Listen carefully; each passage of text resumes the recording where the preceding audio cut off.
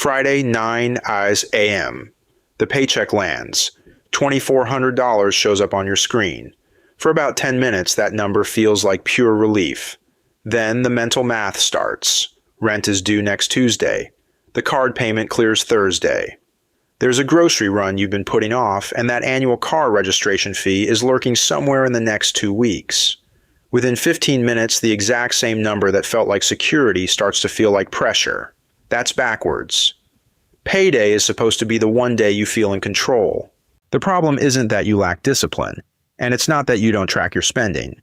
You can log every transaction to the cent and still feel broke on payday because tracking tells you where your money went in the past. It doesn't tell you what today's $2,400 already owes to next week. The mechanism is payday allocation sequencing, assigning every dollar its job the moment income lands, instead of negotiating with your bank balance one purchase at a time. Here's why the single pool fools you in the first place.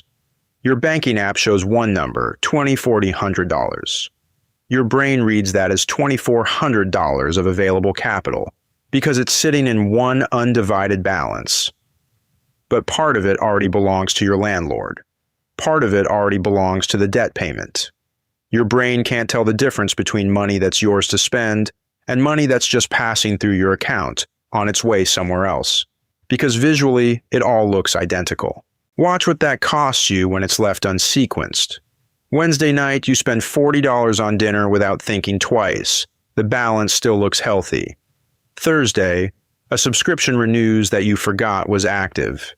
By the 7th or 8th day of the cycle, the balance that felt safe on Friday doesn't cover what's coming. Not because you overspent, but because you spent before you knew what already had a job. Now watch what happens when you sequence that same $2,400 on day one instead. Immediate obligations. The $350 leaves first.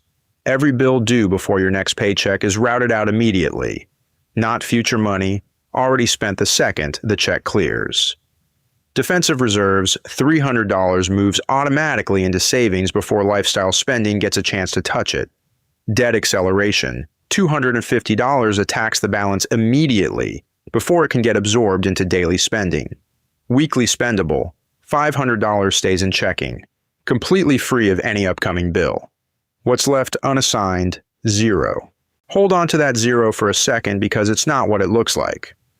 In traditional budgeting, zero means you ran out. In payday allocation sequencing, zero means every responsibility is already funded and defended, which is exactly what makes the $500 that's left real.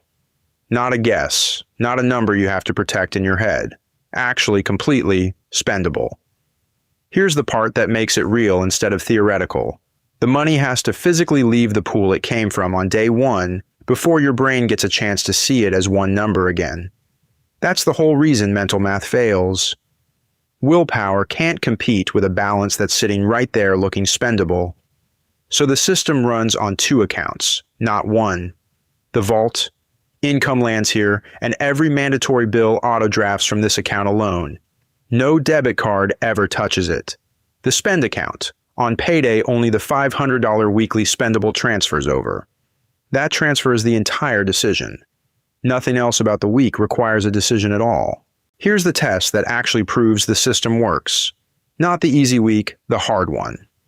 Say a $120 car repair shows up out of nowhere on a Tuesday. In the old version, that $120 comes out of the same unassigned pile as your rent and your groceries, and now you're doing math at the mechanics counter. In the sequenced version, the $120 comes out of the $500 that was already defended as yours to spend.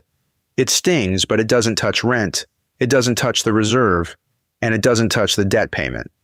The surprise stays a $120 problem. It doesn't become a rent problem. This is an educational framework, not personalized financial advice for your specific situation. Stop turning every Tuesday into an exhausting negotiation with your own bank balance.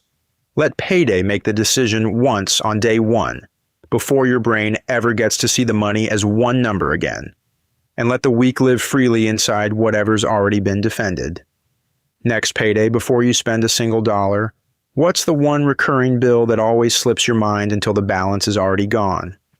Drop it in the comments.